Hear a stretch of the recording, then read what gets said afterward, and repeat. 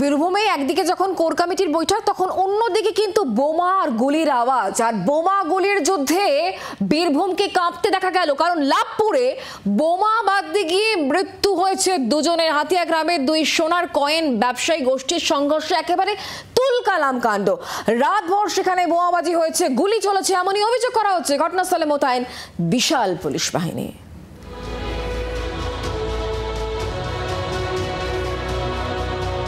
কিছুতেই শান্ত হচ্ছে না বীরভূম। কখনো রাজনৈতিক কোন্দলে অশান্ত, কখনো আবার গোষ্ঠী সংঘর্ষের দক্ষযজ্ঞ। ঝরে যাচ্ছে তাজা প্রাণ। ২৬-এর ভোটের আগে যেন ট্রেলার চলছে লালমাটির জেলায়। বীরভূমের লাভপুরের হাতিয়ায় গ্রাম দখলকে কেন্দ্র করে দুই সোনার কয়েন ব্যবসায়ী গোষ্ঠীর সংঘর্ষে রণক্ষেত্র হয়ে ওঠে এলাকা।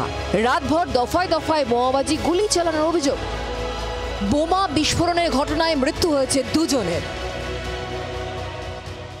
কাল রাত্রে থেকে গ্রাম ছাড়া ছিল, রাত্রে বোম নিয়ে চলে আসে, গ্রামে আক্রমণ করেছিল আমাদেরকে, সারা রাত বোম চার্জ করে নিয়ে আমার বেটারা বসেছিল বাস স্ট্যান্ড, ওইখানে বোম মেরে দিয়ে চলে যায়। ওই মোস্তাকি, মহিউদ্দিন, নাজির, জালু, সৈফুদ্দিন, এই তারপরে ফিরোজ।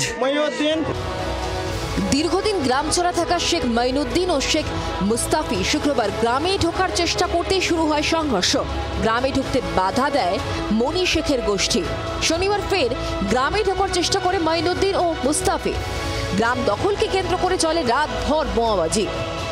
অভিযোগ, শনিবার সকালে হাতিয়া গ্রামের স্বাধীন পুকুর পাড়ে বোমা বাঁধছিল মনি শেখের দলবল। হঠাৎই ভয়ঙ্কর বিস্ফোরণ।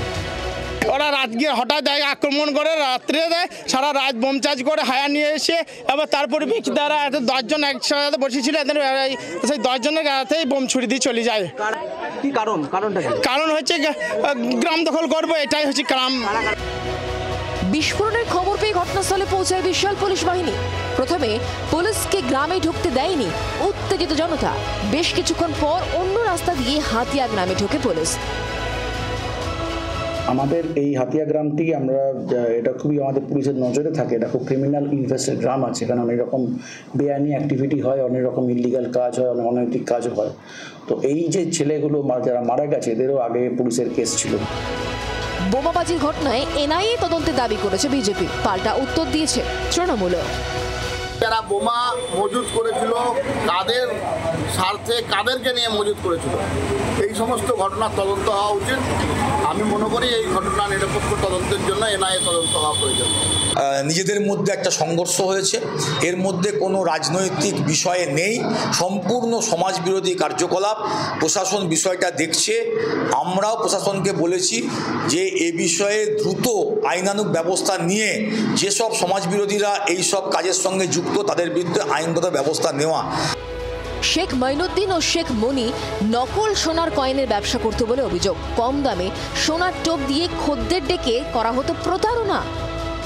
ঘটনার পর থেকেই পলাতক অভিযুক্তরা। অভিযুক্তদের খোঁজে তল্লাশি চালাচ্ছে পুলিশ।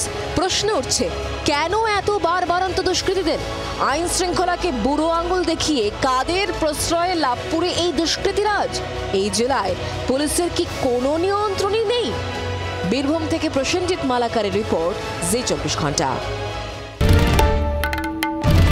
বাংলার আওয়াজ, বাঙালির আবেগ, জি ২৪ ঘন্টা।